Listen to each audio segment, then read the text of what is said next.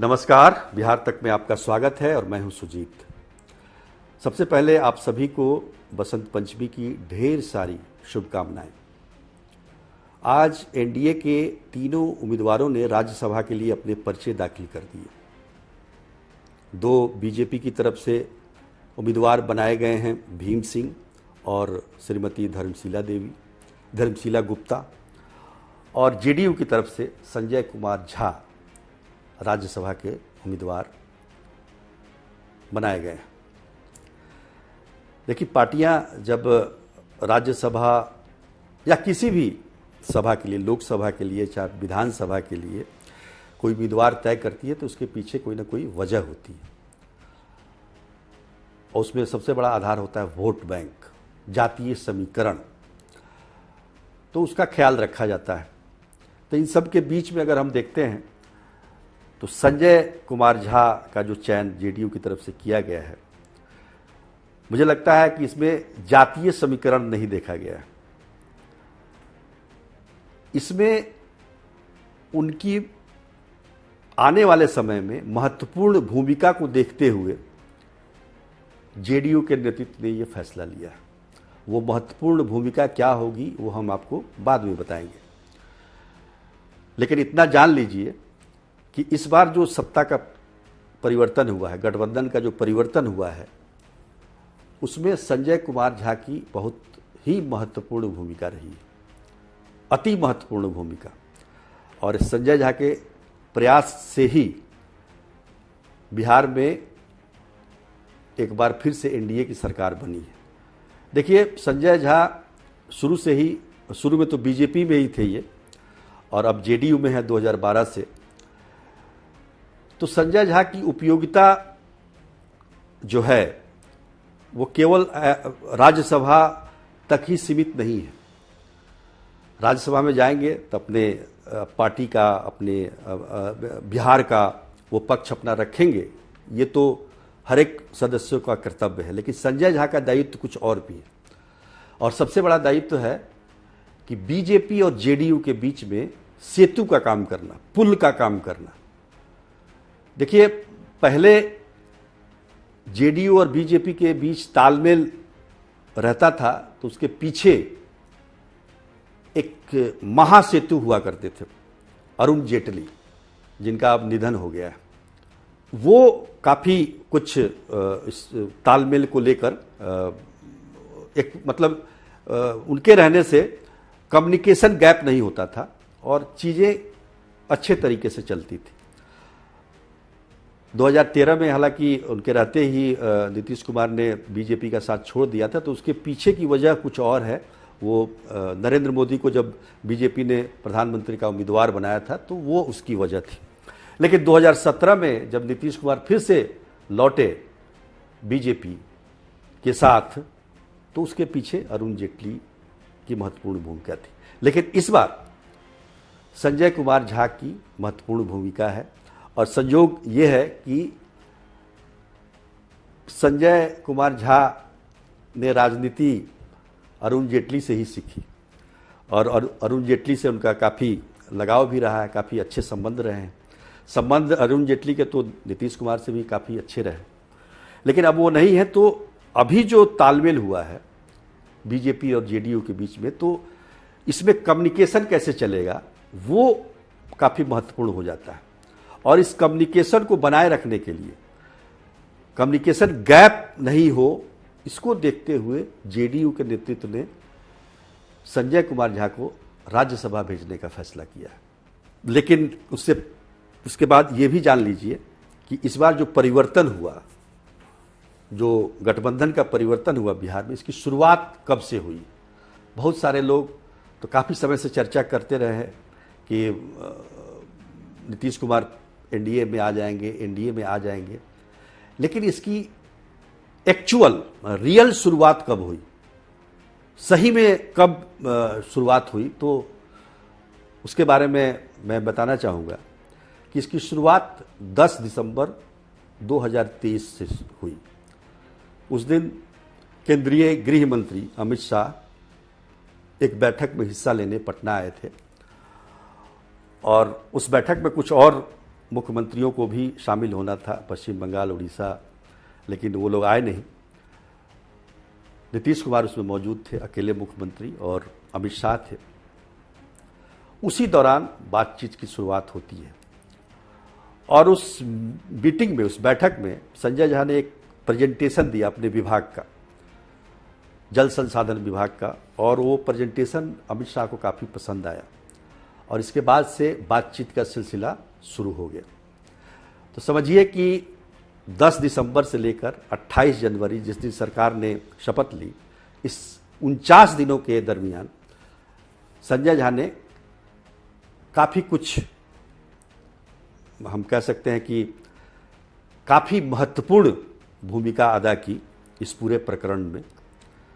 तो एक वजह ये भी हो सकती है क्योंकि इनका तालमेल जो है, इनका बीजेपी से भी अच्छा है। मैंने पहले ही कहा कि पहले ये बीजेपी में थे और जेडीयू के साथ तो है ही, नीतीश कुमार के सबसे करीबी लोगों में से एक हैं। तो निश्चित तौर पर इससे क्या होगा कि जो कम्युनिकेशन गैप हो जाता था, जो जिस तरह से गठबंधन टूट गया 2022 में, उसकी नौबत ना आए, उसका ये एक तरह से हम कह सकते हैं कि एक संजय झा के तौर पर एक इस तरह का एक पुल बनाया गया है जिससे दोनों दल आपस में कम्युनिकेट कर सके, बातचीत कर सके। देखिए, संजय झा 2004-05 से राजनीति में सक्रिय हैं, पहले से बहुत ज़्यादा पहले से नहीं है। उससे पहले उनका पब्लिकेशन का बिजनेस है उनका, और 2005-06 में वो सक्रिय राजनीति में आए। 2006 से तो वो विधान परिषद के सदस्य बन गए। 2014 में लोकसभा का चुनाव भी लड़ा दरभंगा से जेडीयू के टिकट पर, लेकिन सफल नहीं हो पाए। लेकिन 2017 से लगातार वो बिहार में जल संसाधन मंत्री और सूचना और जनसंपर्क विभाग के मंत्री रहे।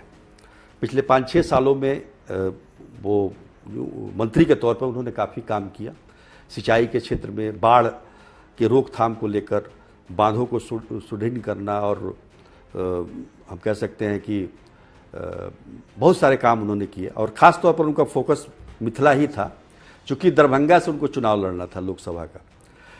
लेकिन लोकसभा का टिकट इस बार नहीं हो पाया। इसलिए नहीं हो पाया क्योंकि वो बीजेपी के कोटे का सीट है दरभंगा।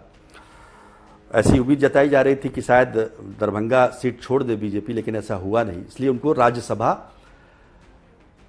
के रास्ते दिल्ली भेजा जा रहा है। वैसे संजय कुमार झा जाना चाहते थे लोकसभा से ही, वो जनता के बीच जाकर उनका वोट लेकर जीत कर जाना चाहते थे, और इसलिए उन्होंने पूरा फोकस दरभंगा में, आप देखेंगे बहुत सारे काम उन्होंने किए हैं और बहुत सारे हम कह सकते हैं कि परियोजना उन्होंने दरभंगा में दी है। और बाढ़ के लिए काफ़ी प्रभावित रहता है, बाढ़ से मिथिलांचल, उसको इसके रोकथाम के लिए भी काफ़ी काम किया है। लेकिन उसके अलावा भी आप देखेंगे तो दक्षिण बिहार के लिए राजगीर, गया और नवादा में जो पेयजल संकट हुआ करता था, उसको समाप्त करने के लिए गंगा जलापूर्ति योजना उनके विभाग ने शुरू की, जिसमें बाढ़ के दिनों में जो पानी बर्बाद हो जाता है गंगा नदी का, उस पानी को पाइपलाइन के सहारे खींचकर इन शहरों तक पहुंचाना, वहां भंडारण करना और साल भर उसी पानी को ट्रीटमेंट करके पेयजल के रूप में इस्तेमाल करना। उन्होंने गया में फल्गु नदी पर एक रबर डैम भी बनाया, जिसको गया जी डैम कहा जाता है, जिसमें सालों भर पानी अब रहता है, पहले पानी नहीं रहा करता था। खैर, ये सारे काम उन्होंने इसलिए किए क्योंकि उनको चुनाव लड़ना था। लेकिन अब राज्यसभा के टिकट पर वो राज्यसभा जाएंगे अब जेडीयू के टिकट पर। तो निश्चित तौर पर ये एक जेडीयू की तरफ से काफ़ी एक अहम फैसला है। वैसे अगर देखा जाए तो जेडीयू ने अब तक केवल 2 ब्राह्मणों को ही राज्यसभा भेजा है। एक पहले थे शिवानंद तिवारी, हालांकि ब्राह्मण से ज़्यादा वो समाजवादी थे, और संजय कुमार झा। हालांकि संजय कुमार झा को भी जाति के आधार पर नहीं भेजा जा रहा है, बल्कि उनके कामों के आधार पर और उनके दायित्वों के आधार पर उनको राज्यसभा पार्टी भेज रही है। एक और चर्चा करना बहुत ज़रूरी होगा। मिथिला हाट का चर्चा मैं करना भूल गया था। 26 एकड़ में जो मधुबनी में बना हुआ है मिथिला हाट, वो दिल्ली हाट के तर्ज पे है, और वैसा मुझे नहीं लगता है कि कहीं बिहार में तो नहीं, आसपास के राज्यों में भी उस तरह का हाट आपको बाज़ार दिखाई नहीं देगा। और काफ़ी मतलब हम कह सकते हैं कि मिथिला हाट जो है पूरे बिहार के साथ साथ नेपाल को भी अपनी तरफ आकर्षित करता है। तो खैर, संजय झा अब जा रहे हैं राज्यसभा, तो उनको ढेर सारी बधाई।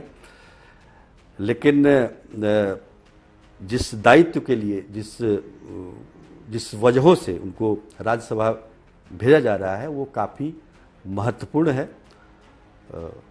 हालांकि हम देखें तो जो 2 बीजेपी के उम्मीदवार हैं, भीम सिंह जो कि अति पिछड़ा से आते हैं, और धर्मशीला गुप्ता जो कि वैश्य हैं।